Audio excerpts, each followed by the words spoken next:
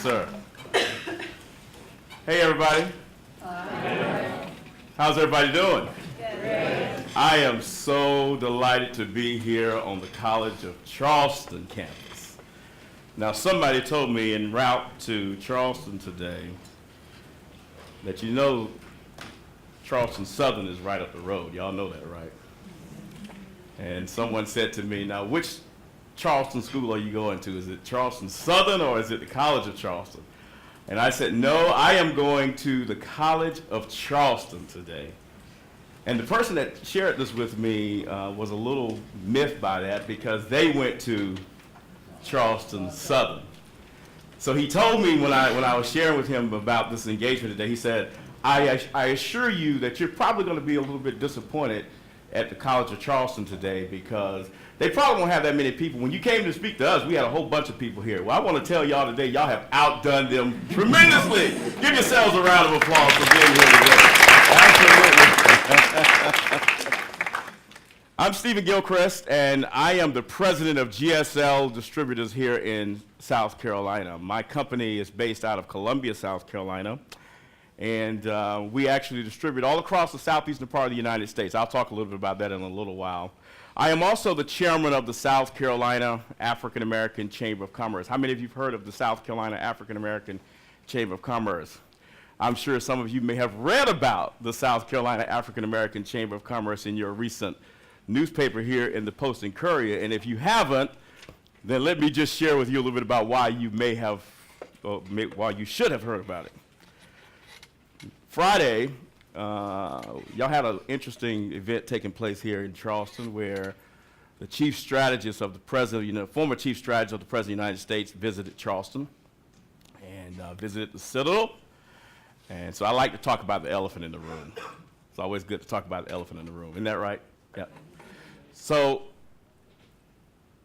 the chief strategist, the former chief strategist, agreed to come to South Carolina and meet with some folk over at another college not too far from here. I won't call any names. And we thought that it might be a good opportunity to engage the chief strategist of the former chief strategist of the United States that was the chief strategist of the 45th president of the United States. Now, in the essence of full disclosure, let me just share this with you. I'm the chairman of the South Carolina African American Chamber of Commerce. I think I may have mentioned that already. So these were black people that we were inviting the chief strategist who was the chief strategist to the former president, to the current 45th president of the United States, to come visit with African American business leaders. You can probably imagine that they got a lot of attention, particularly here in your town, and all across the United States about the chief strategist visiting with us. But let me tell you what was so interesting about the visit. For those of us who are business owners and business leaders, and those of us who want to do one thing that's critical to business, which is what? What do you want to do if you're in business? You're in business to do what? Make money. Make money, right? So any of you that are in business for any other purpose than to make money at this school, you might want to think about changing your major. Because business is about making money. It is truly about capitalism and entrepreneurship. So we thought that it would be intriguing to have a conversation with the chief strategist about how do we make money and what is this administration going to do to try to help facilitate that, particularly among a group of business leaders that may have had some other considerations about this particular president. And I must say to you that the meeting was quite interesting. It was quite fulfilling, and it was quite eye-opening. And I would submit to you that it was probably one of the most intriguing opportunities that many people in that room may have had in their entire lifetime. So I share that with you to say this. I wish all of you could have been there, but we'll do something again. But since he can't be here, I'm here. And I'm hoping that I can share some things with you today about my experiences as an entrepreneur. Someone mentioned a minute ago that I have 3 children, and a wife. My wife's a public educator. She's been she actually retires next year. And my wife's only 47, by the way. So she retires from the public school system next year. I can't believe it. Now, I turned 46 on Monday. Happy birthday. And I'm real excited about turning 46. I got up early Monday morning, and I decided to leave home so that nobody would tell me happy birthday. I didn't want to hear anybody say happy 46th birthday. So I left home before 5 a.m. My wife was calling me, asking me, where are you, you know? And I told her, I said, sweetheart, I had to go out and check on my guys with my company. So that's a good excuse. But really what the deal was, I just didn't want to hear anybody tell me that you were 46 today. Because the older you get, the more you're reminded that time is beginning to wind down on the other side of the aisle. But anyway, I turned 46 on Monday. My wife retires next year, but I have 3 sons. And today is my middle son's birthday. He turned 18 today. So in the essence of full disclosure, I have an 18-year-old son, a 22-year-old son, and an 8-year-old son, a 7-year-old son that turned 7 3 weeks ago. So we'll talk about that later. But my wife and I were talking about this event today, I was telling her about this event today, and we were in the bathroom talking this morning, and she was talking about our 18-year-old son that turned 18 today, and he's kind of a highfalutin kind of guy. He's real, you know, he's a Casanova kind of fellow. He looks real good. You know, he's a sharp-looking fellow. You see, I'm proud of that, right? The fact that he's a handsome young man, and he knows that. He's a very talented young man, too. So Tammy and I were having a conversation about Philip this morning, and she said, Stephen, you know what? We have some interesting children. We have 2 that are very impulsive. Philip and Daniel, which is my 7-year-old, they're very impulsive kind of guys. And then she said, and we have 1 that almost has no pulse. And you can probably imagine the one that almost has no pulse, and that's the 22-year-old. Now, I'm not suggesting to any of you in here that you don't have a pulse. I'm just simply saying that children create some very interesting dynamics when it comes to even business. And I'm hoping today that we can have a conversation about business and entrepreneurship in ways that matter to you and the things that you're doing here at the College of Charleston. I want to thank your fine staff and the college and all of those that invited us to be here. Dr. Dave and I have been in conversations for a number of weeks about this event, and I was so delighted I was able to work this out to come to be with you today. So thank you for allowing me to be here. As I mentioned to you earlier, I have a company that distributes everything from mattresses to pork skins and everything in between. My company, a few years ago, we get recognized. You know, we do a lot of other stuff, but we always get recognized for the pork skins that we ended up getting in every Walmart in the United States. So if those of you who've read about me, you've probably read the story about the pork skins getting in every Walmart and what made that interesting. The story about our company getting into Walmart, why it was so important, was because very few companies that were African American owned or minority owned ever did it the way we did it. And I'm going to talk about that in a few minutes. So that story became very intriguing to one of the national magazines that actually published it, put it out there and said, we want to talk about this, because the reason we want to talk about this is because we need you to talk about this to other people that you're connected to. Other people need to learn from you what you were able to do with us and our opportunity to give people who are interested in business an opportunity for business. I often say to people all the time that one of the critical components of being an entrepreneur is not being afraid. How many people in here are not afraid? Every one of you should be raising your hands. You cannot be afraid to be in business, because fear, many times, will keep us from being able to explore opportunity. There were a lot of people Friday when we had the conversation with the chief strategist of the United States, former chief strategist of the United States, that were fearful that that conversation would take place. But when it took place, it became very intriguing about the things that were learned. And I often tell people that anytime you're in business, you don't have the ability to be fearful. So for us in business and being able to conquer the world's largest retailer, by the way, everybody knows that, well, Walmart used to be the world's largest retailer. We don't know what's happening now with all of the stuff that's going on online. During the time I did all that stuff with Walmart, it wasn't, all the online stuff wasn't as popular as it is. But Walmart is still one of the world's largest retailers. And to be able to conquer their process to do business was most intriguing, and we'll talk about that in just a moment. But I wanted to be here today to share a couple of thoughts with you in terms of how I think about business and just some points of wisdom that I think I would impart upon you as you begin your career in business here at the school. The first thing that I often tell people that's critical to being comfortable with doing business in a way that's meaningful is understanding risk, right? Ensuring that you recognize that anytime we pursue business, there's always a risk involved in that. Is that right?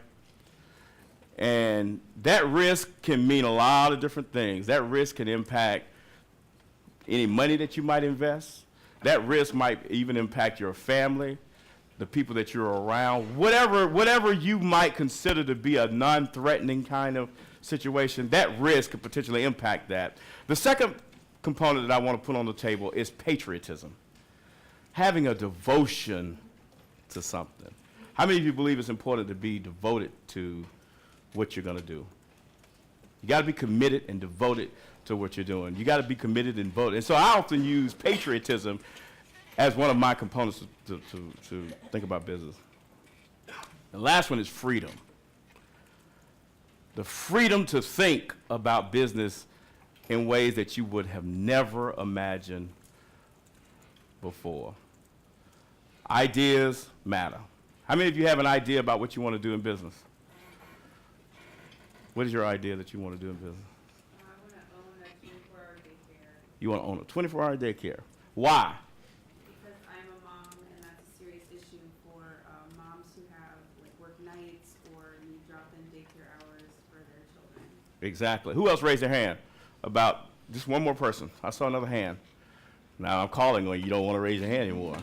But I want to respond to her because 24-hour daycare, she recognizes that there's a market for her idea, right? And the idea to be able to say that I'm willing to take the risk, to be devoted to an issue that I'm passionate about, and I'm going to take the freedom and flexibility to make sure it happens are critical components of being in business. And so I often say to people that in the black community, which is where I have the opportunity to represent quite a bit, those things have always been a struggle to be able to help the minority community really understand how to position in those three areas. And so we at the chamber, we've taken on a role to say, how do we not have a chamber because it's a black chamber, but how do we have an organization that begins to appeal to those three components, whether you're black, white, whatever, Hispanic, doesn't matter. But how do you create an environment where there's another conversation in the minority community where we're talking about these things that matter? Because remember, business is about capitalism is about money, freedom, all those kinds of things kind of fit into that whole equation. And we can't have enough organizations, you can't have enough business schools talking about those things for students who want to pursue entrepreneurship as an opportunity to make money. My 22-year-old son, he just got a promotion. I promoted him in my company. So after Thanksgiving, the day after Thanksgiving, he's going to be the vice president of my company. He's 22 years old. You know why I'm promoting him? Because my wife told me this morning that his pulse needs to be worked on a little bit. So I'm giving him an opportunity to really come in and begin to learn in a real sense what entrepreneurship and business is like. Now, you need to learn as much as you can learn in this environment. But where the real work takes place is beyond your classroom. But it's very important to make sure that you have the ability to learn the fundamentals here, because the practical application of what you're going to be doing in business is very, very, very, very critical. How many of you ever heard of Black Wall Street? Anybody here ever heard of Black Wall Street? You have. Okay. There are two people that raised their hand. Well, for those of you who haven't heard about Black Wall Street, let me tell you what that was. Back in the 1920s, earlier than that, this was a group of black business owners out in Oklahoma that had created almost an environment like Wall Street because there was no jobs. So guess what they did? They created a community. They employed their own people. They were doctors, lawyers, and all kinds of different things. And it was an interesting, if you've not studied that in business school, you need to, I would employ your professors and all of you to go back and read about Black Wall Street. The reason why that was so critical is because that was before entrepreneurship was as popular as it was in those communities during that time. So the era of that was intriguing in itself. And I'll let you go back and read the history about what happened to Black Wall Street. But the narrative often is, within communities of color, is that entrepreneurship was very somewhat, it was not one of these things that communities of color embraced. And I would submit to you that if you go back and read that history, that it will teach you a very different dynamic about communities of color and how they help to structure entrepreneurship and small business development and all those kinds of things, and free markets and capitalism in a way, and how we operate that today. I was born in Greenwood, South Carolina. Anybody from Greenwood? Anybody know where Greenwood is? You from Greenwood? No, sir. All right. Well, I'm from Greenwood, South Carolina, born and raised. My mom was in prison most of my life. I was raised by my grandparents, both who had third-grade educations. Now, I share that with you to say that you see me in my nice blue suit today, and you hear all the stuff being read about me as an entrepreneur and a small business guy. But what helped me to become those things was my recognition of where my community was and what kinds of things I needed to do in order to try to move myself and my community beyond what I had become and what I had known for many, many years. I share that to say this.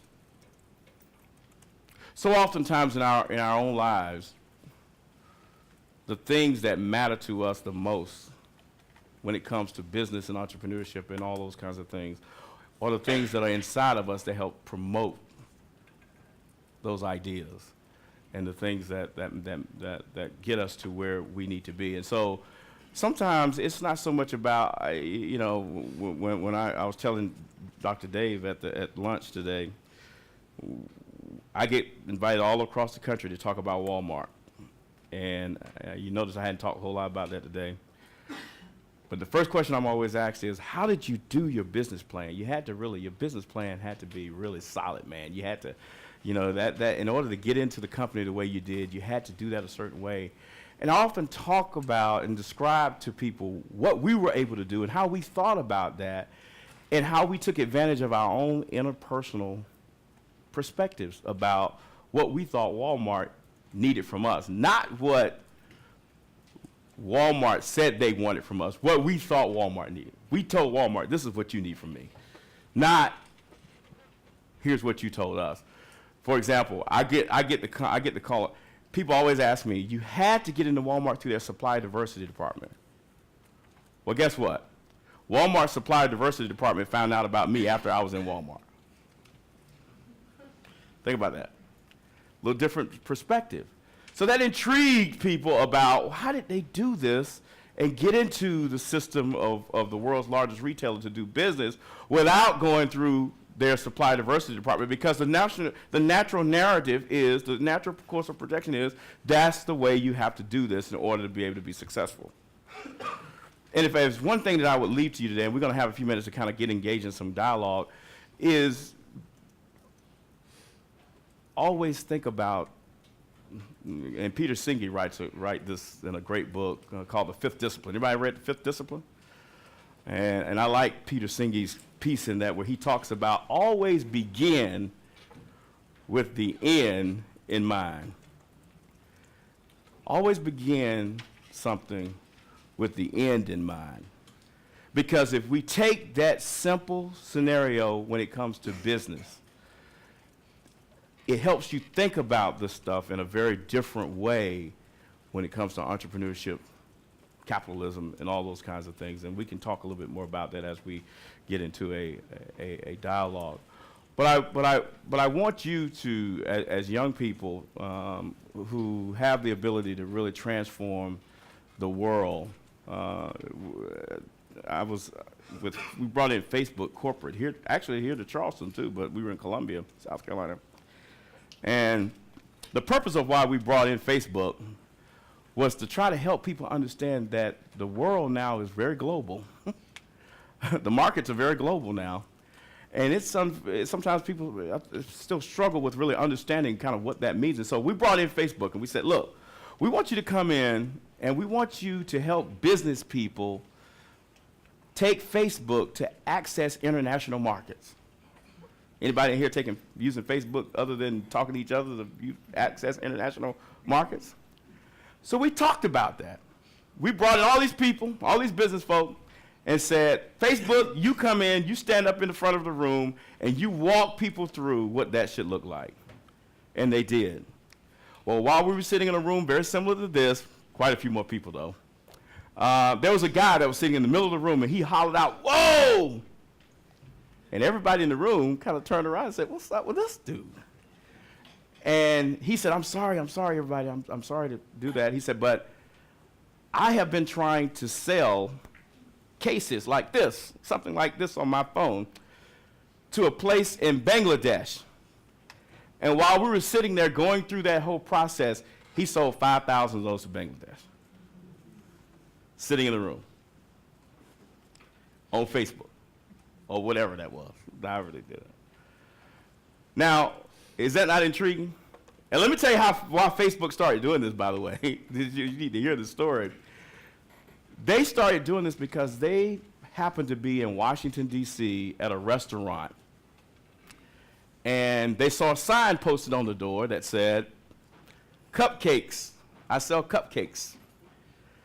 And the young lady that posted the sign was selling cupcakes in order to go to college. So she worked part-time, she sold cupcakes part-time, and she was going to school part-time. So Facebook thought, what if we could take our technology and help her to set up an international opportunity to sell her cupcakes, or to sell her cupcakes, a business Facebook page to sell cupcakes. So they called the young lady up, told her who they were, and that they just wanted to experiment with this. We just want to see whether or not it works. And within 24 hours, she had $50,000 worth of orders worth of cupcakes. In 24 hours. Now, I share that with you to say that the very different ways that we've thought about business in the past, about how complex it is and how difficult it is, technology has opened the world up right to our fingertips. I was on the phone down here today talking about importing and exporting, and the conversation was kind of like, you know what, the definition of how we've thought about importing and exporting, we need to kind of change that a little bit, because we're not importing and exporting like we used to. Bangladesh selling 10,000 or however many thousands of phone cases is a part of importing and exporting through technology. And we've got to be able to talk about that. The reason I think the young man mentioned I was on MasterCard's advisory board, and the reason why I was on MasterCard's advisory board is because when the CEO or the vice president came to South Carolina, he met with the governor, and I was a part of this conversation. He got up and he said, MasterCard is no longer a credit card company. MasterCard is a technology company. Now, most of us think of MasterCard as what? Credit card company. But Ravi said MasterCard is no longer a credit card company. We are now a technology company. That intrigued the hell out of me. Excuse me, but it just did. Because I was like, wow, that is different. He's talking about how MasterCard now recognizes that all around the world, there are people who don't even have relationships with banking institutions that are unbanked. And we started looking at that and said, well, let's pare that down to South Carolina. And we found that 42% of the population in the state of South Carolina had no relationship with a bank. And would you like for me to tell you something else that was kind of intriguing? How about 23% of business people didn't have a relationship with a bank? Now, how can you do business and not have a relationship with a financial institution? That's kind of tough, don't you think? But those were some real realities that MasterCard picked up on and said, well, you know what? When we would look around the world at 500 million people who are in this particular situation, that's a market for us, right? That's a market for us to be able to tap. You see how different we have to begin to think about business in ways that allows us to be creative and innovative about how do we tap certain markets in order to be able to take advantage of those markets to help us with our market, whatever that means. I want to say this to you.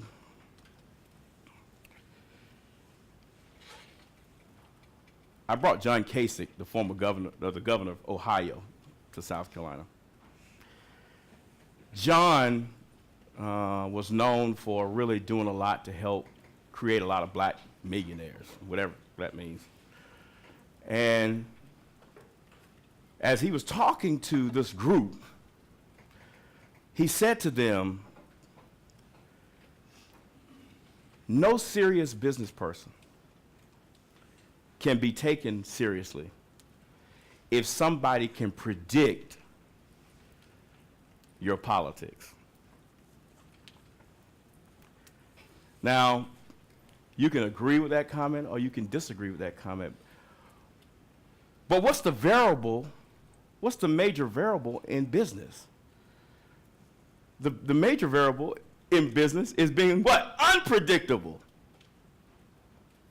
If someone cannot predict what it is that your next move might be in business, then that creates value because it begins to separate you from everybody else.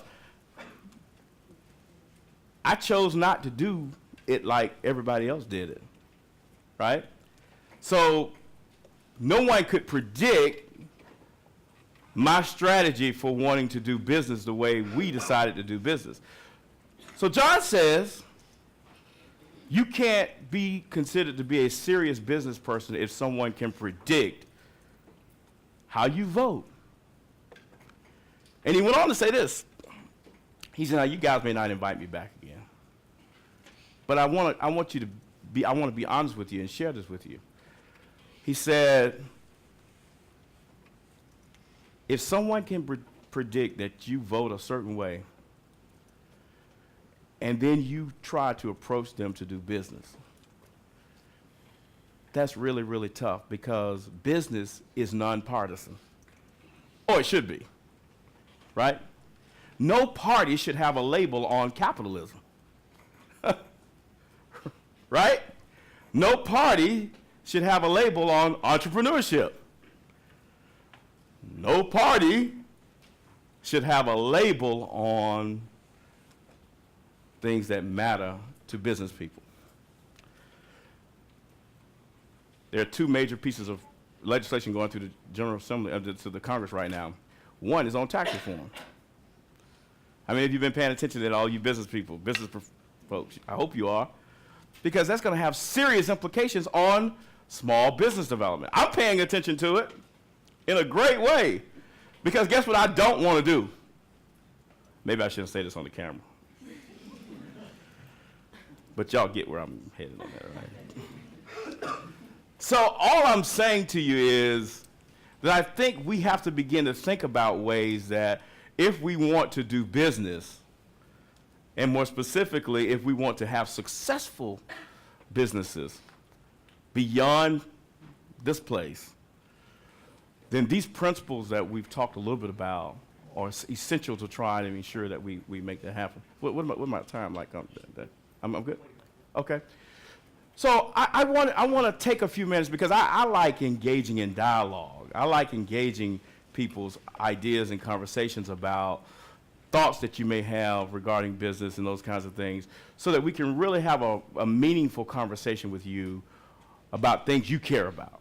I can stand here today and tell you a lot about what I've done and the things that I've done and where I've been and where I'm going and what I'm going to do when I leave here and all those kinds of things. But I think it's more important to make sure that you have an opportunity to engage me. And I like good questions and hard questions. So is that cool with everybody? Y'all good with that? Okay. So who's going to ask me the first question? Yes, sir.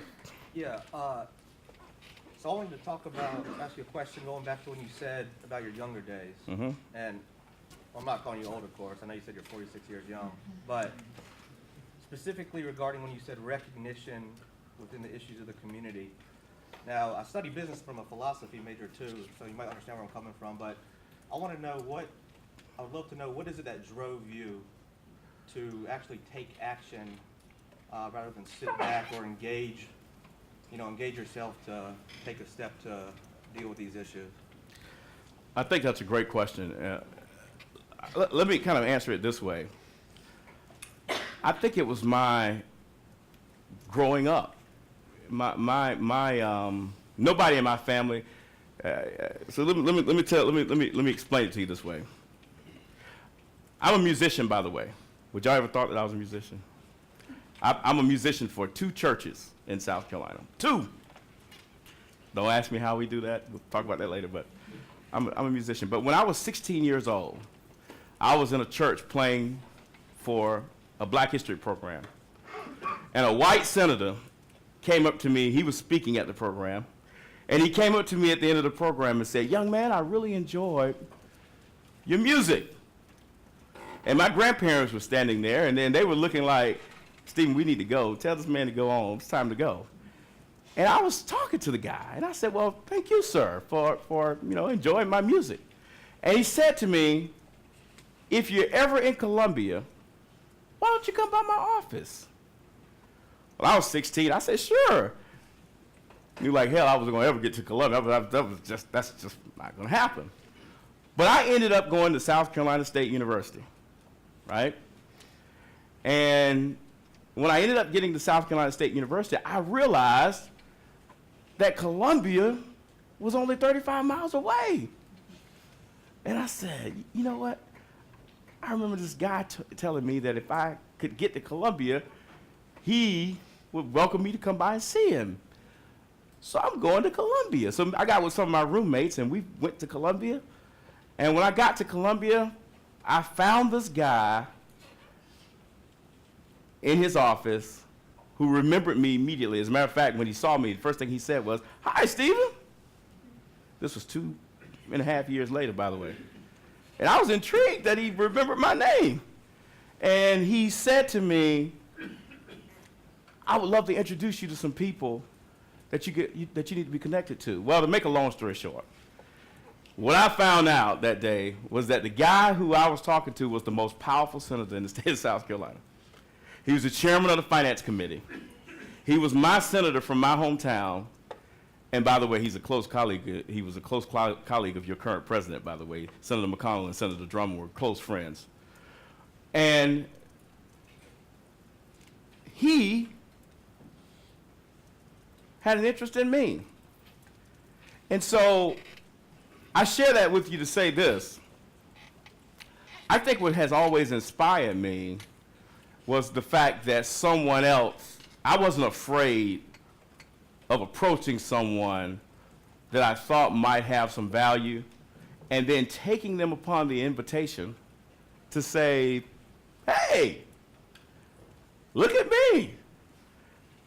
Never in a million years would I've ever thought that opportunity would have exposed me to the things that I got exposed to simply because I had an opportunity to play at a church and was okay by having a conversation with a white guy who I found out was the most powerful senator in the state of South Carolina. So I share that with you to say the interactions. Remember when I started off, I told you, I said, I had a conversation with the chief strategist, right? I don't care about whatever he's done in the past. I don't care about what people say about him. Hell, he's the chief strategist to the most powerful man in the country. Now, why the hell would I allow something to prevent me when, by the way, when he's giving me an audience, right? To be a part of that conversation. So I say that to say this. Internally, that was an inspiration for me. And what I've recognized and have gained value from that is to say, how do we inspire that kind of thinking across our state, across our country, to remind people that are sitting in this room, people that you're connected to right now, are critical to have relationships with in order to be able to move things forward. I tell people all the time, don't spend time doing a lot of networking, spend a lot of time building, creating friendships. Because if you create friendships, they last a little bit longer than a networking opportunity. So that was does that make sense? Okay, cool. Who else got a question real quick? Yes, sir. What was the silver bullet that landed the Walmart deal for you? I think the big silver bullet that landed the Walmart deal was that we didn't do it like everybody else. We decided that instead of trying to be a quota for Walmart, we wanted to come in and say we can do business just like the big boys can.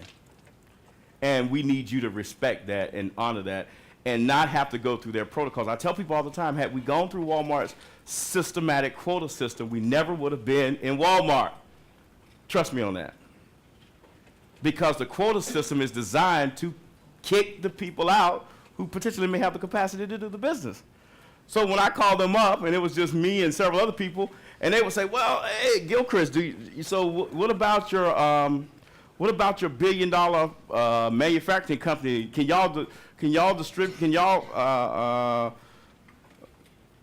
you make 200,000 bags of pork skins?" And we said, "Absolutely, we can. Sure, we can. Absolutely, we can do it. We can do it.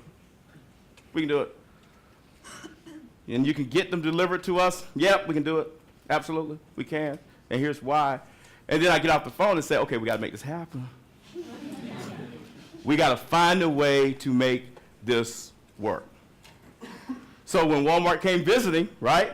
Because it's not like they just took my word for it. That's why, we need to see. So when Walmart came down and visited, I had to have things in place to make sure that we could deliver. I tell people all the time, we started out with.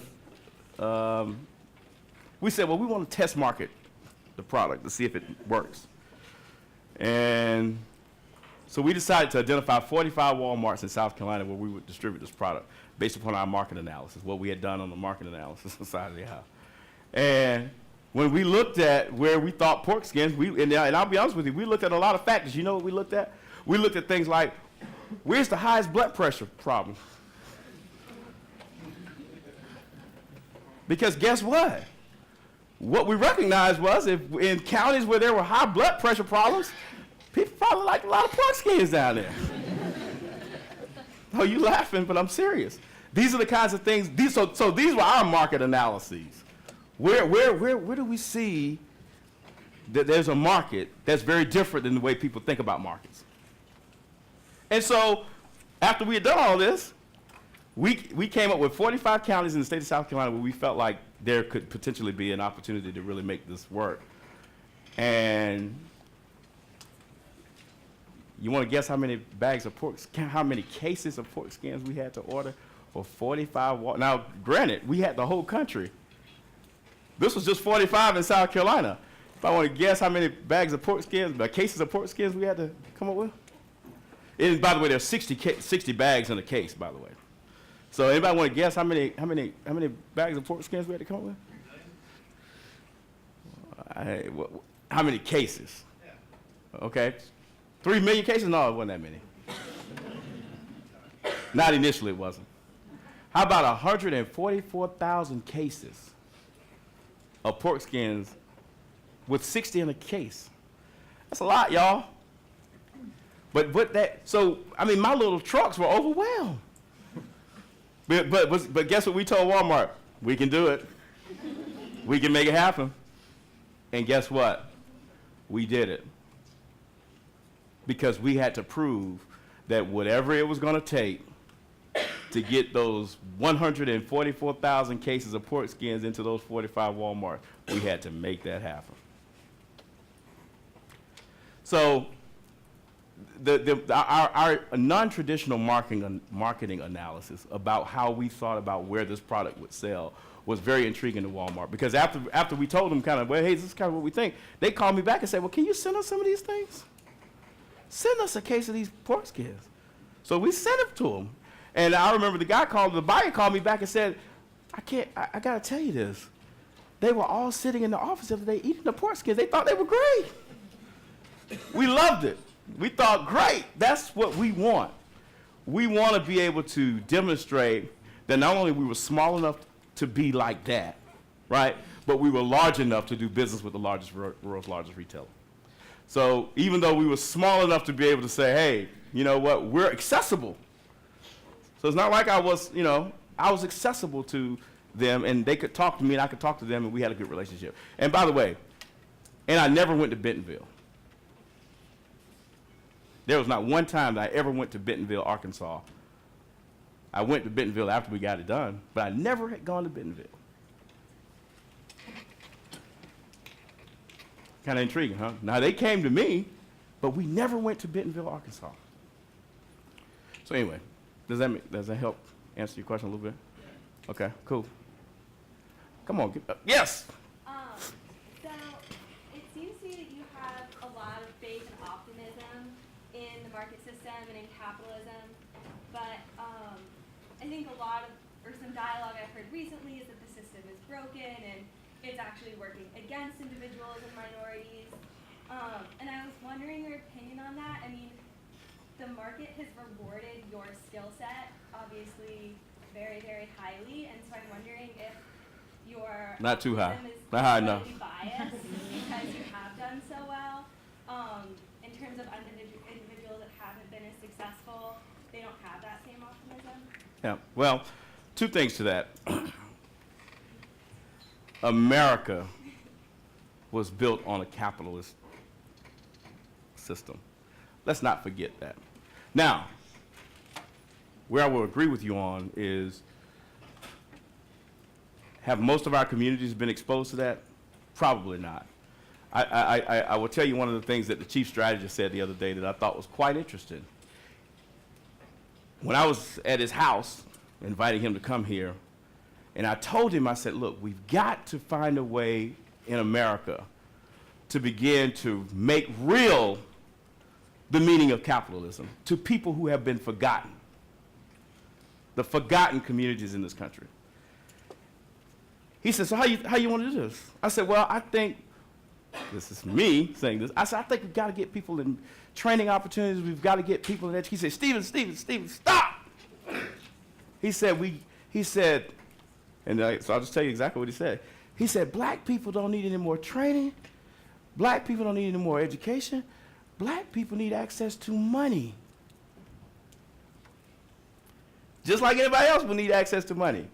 And he talked about the fact that the community banks and those organizations that were in existence at one point, but because of the downturn in the economy, a lot of that shifted, and so people who once were able to go and access capital were unable to do that.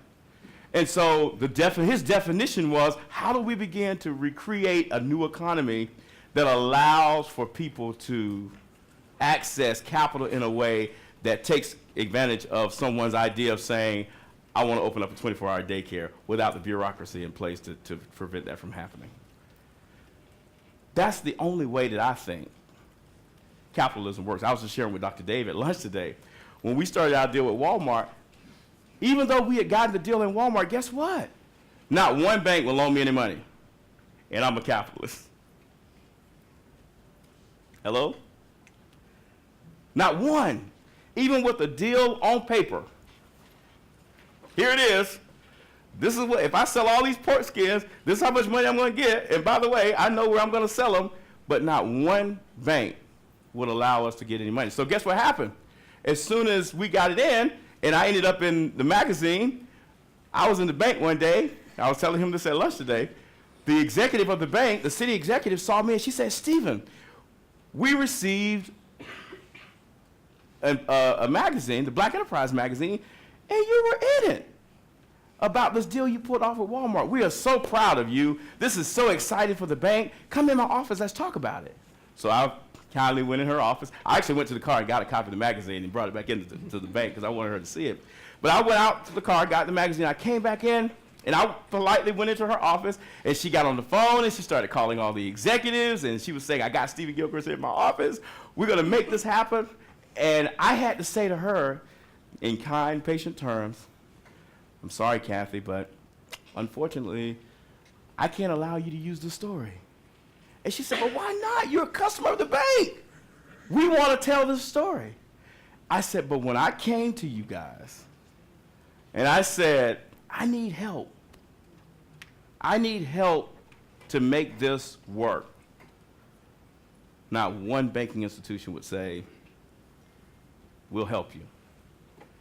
That is a problem when we talk about how do we make sure that people, like you described, who have interest in wanting to do something like this, but those kinds of ceilings keep people from being able to access it. Now, I was a little creative in trying to figure out how to make that work, but most people don't have the wherewithal or even the willingness to stay committed to doing something that long to make that happen.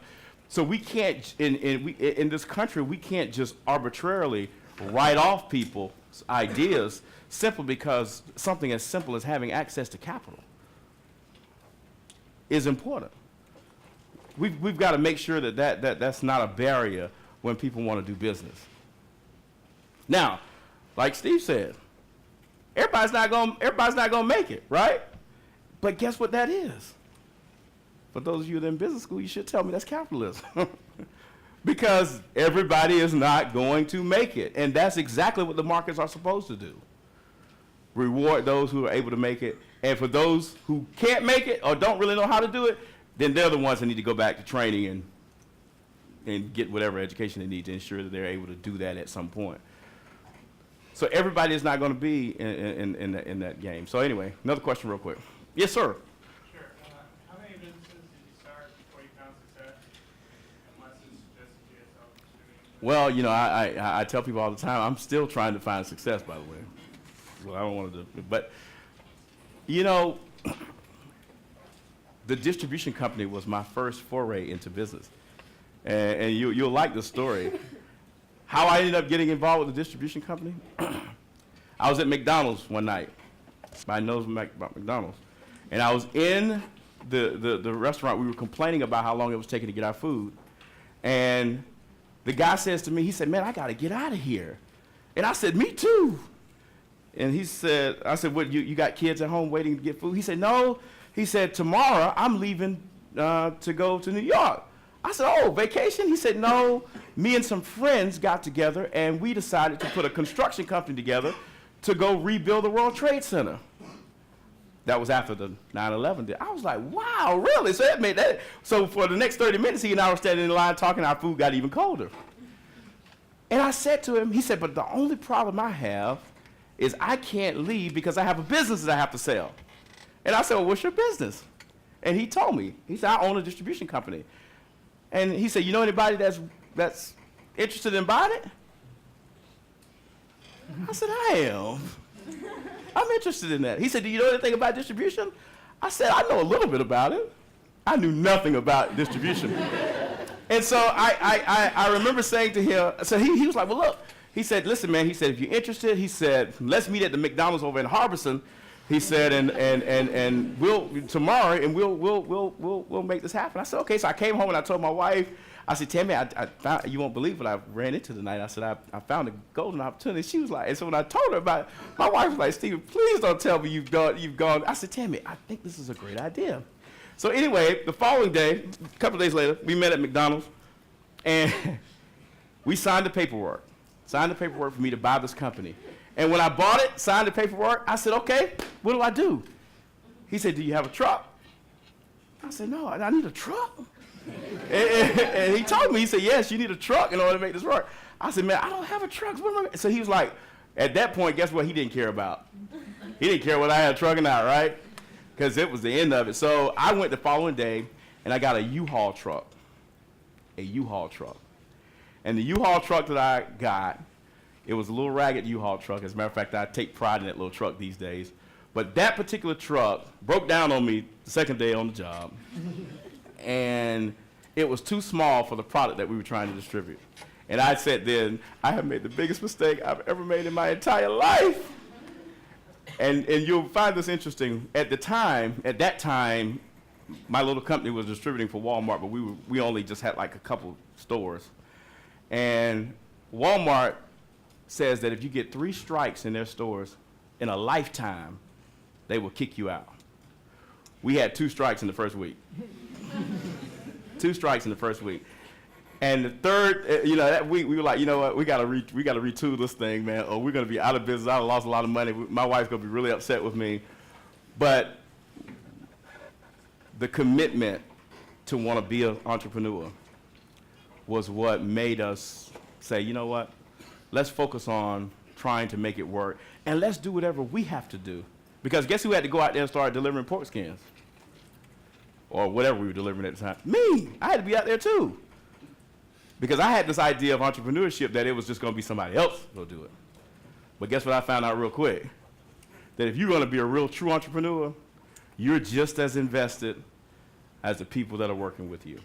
And so that was my first foray, and it led me to I learned a lot from that opportunity, which led us to be able to pursue the opportunity. We were able to do it with Walmart and all the other major companies. We just ended up securing a major contract with a major snack provider here in South Carolina that we can't name right now, but you'll hear about it here real soon. But we distribute all kinds of different things across the southeastern part of the United States, and we're very proud about that. I don't own any, and another thing I learned, I thought it was important for me to own all my trucks, because you feel good about saying that's my truck, right? But I learned real quick that maintenance and the things that you have to spend to keep a truck running was terribly expensive. So we quit that, and now we lease all of our fleet. I still own some trucks, but most of what we do now is we lease everything that we have. We don't have to worry about trucks breaking down. We don't have to worry about not having them fixed, all those kinds of things, because guess what happens now? We are able to go to a third party, let them handle it, and I don't have to worry about it. So the GSL distributive piece actually led me into exploring other opportunities on entrepreneurship. If that makes sense. That makes sense? Yeah. Okay. One more question, I think? Okay, yes, ma'am, because I didn't get one on this side. Do you feel that the business community is committed to accepting diversity and inclusive environments for different races and genders and everything? I think the business community, let me tell you what I think the business community, in my opinion, has made major missteps. And so, since the camera's on, I'll say this, and I hope they get this message. I was in Washington, D.C. a couple of weeks ago, and I had the opportunity to go visit Boeing in Washington. Now, y'all know we got a big Boeing company here, right? I came to Charleston a few weeks ago, when the UAE ambassador came to South Carolina, and he purchased 35 jets from Boeing.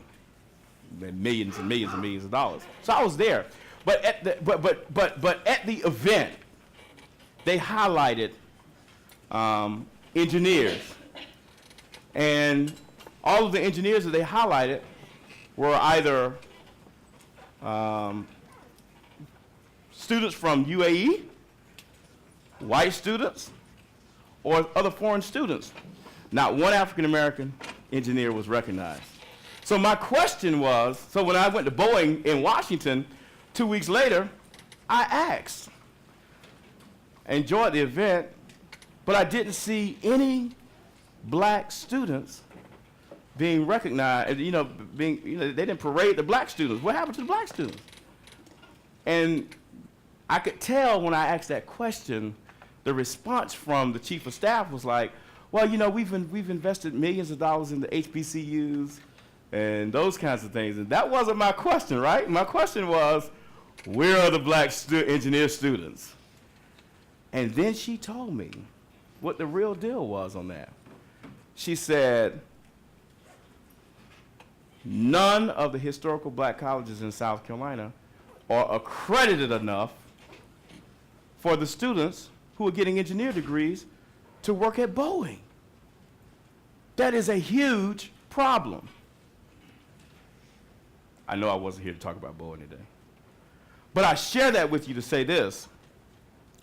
I think we have to help manufacturing companies recognize and understand that, because here's what I said to her. I said, well, this is what we need to do.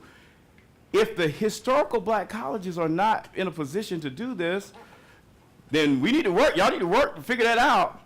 But in the meantime, if black kids want to work at Boeing, give me the money and I'll make sure these kids get scholarships to go to schools that will give them the opportunity to be able to be competitive in that space. Now, the reason why I share that with you is because those are the conversations we got to have with manufacturing. We can't allow the manufacturing companies in this country to continue to say, we're willing to give you millions and millions and millions of dollars for whatever purposes you're doing without addressing the fundamental issues that are dealing with that kids of color are experiencing. So we have to have that conversation with the manufacturing community in this state and across this country so that they understand that the true investment means nothing to give millions and millions and millions of dollars if you can't have kids that can get the accreditations that they need to go to work. Don't y'all agree with that? All y'all should be shaking your head. Because that is a fundamental issue that causes them to also make the same type of assumption when it comes to black businesses. It becomes the same narrative when it comes to African American businesses. And so we have to begin to rethink that in a way that's a little bit different. Does that help? Does that help you understand? Do I have one more time? One more question? Okay, I can take one more question. Who's the lucky person? Y'all can't have me up here doing all this talking. Nobody asked me one more question now. Oh, okay. Okay, I got 3 more questions. Do you think that you're setting your son up for success with promoting him to that like high of a ranking? You know, I don't know about that. I really don't know about that. I'm nervous about that. I'll be honest with you. Didn't I just tell you what my wife told me this morning? But you know what I am trying to do? I want him to be exposed to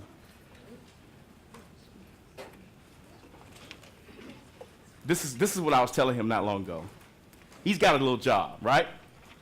And he does really well in his job. He works about 40 or 50 hours a week.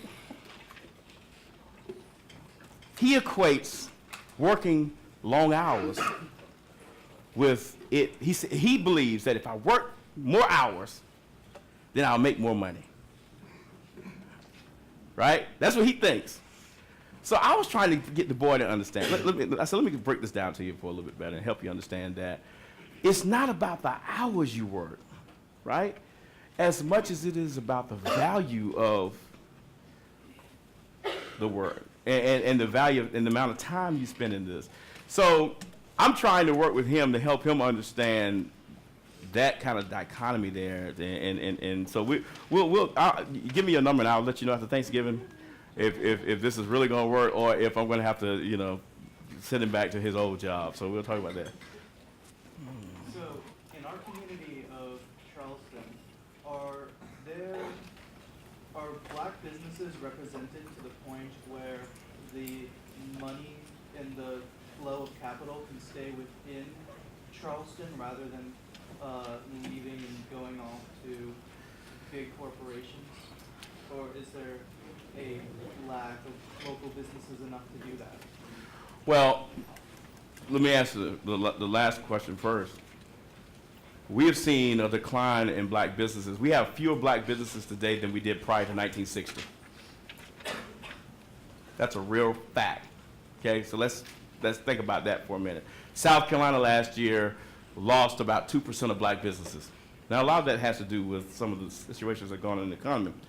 So when you look at, but on the flip side of that, black people are the largest consumer. The largest consumer. So what the conversation has always been about, if only black people would just put all their businesses together and do all this kind of stuff.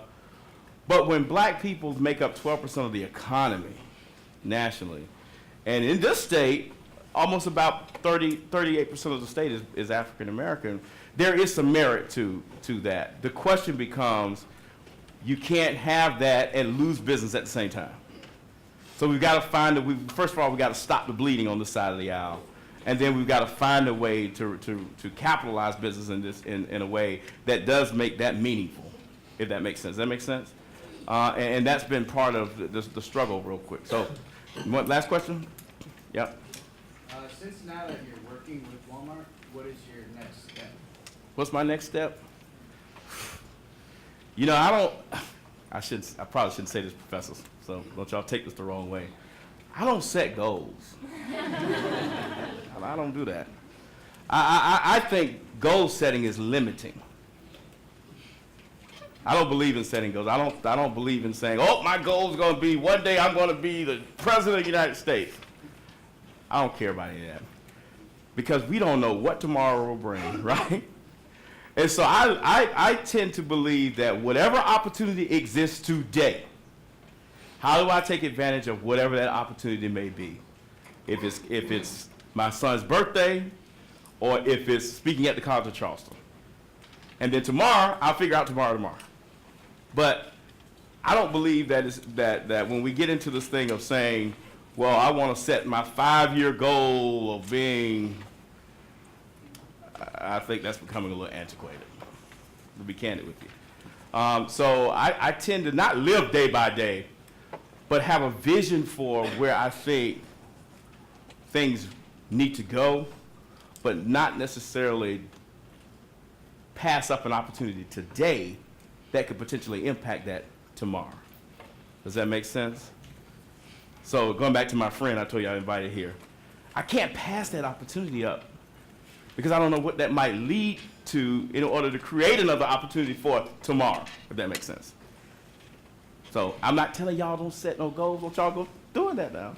I'm just simply saying to you, I choose to look at it in a very different way, if that makes sense. So am I over time? No, you're doing great. I'm doing great? Thank you. So again, for all of you, Thank y'all. please, thank you again.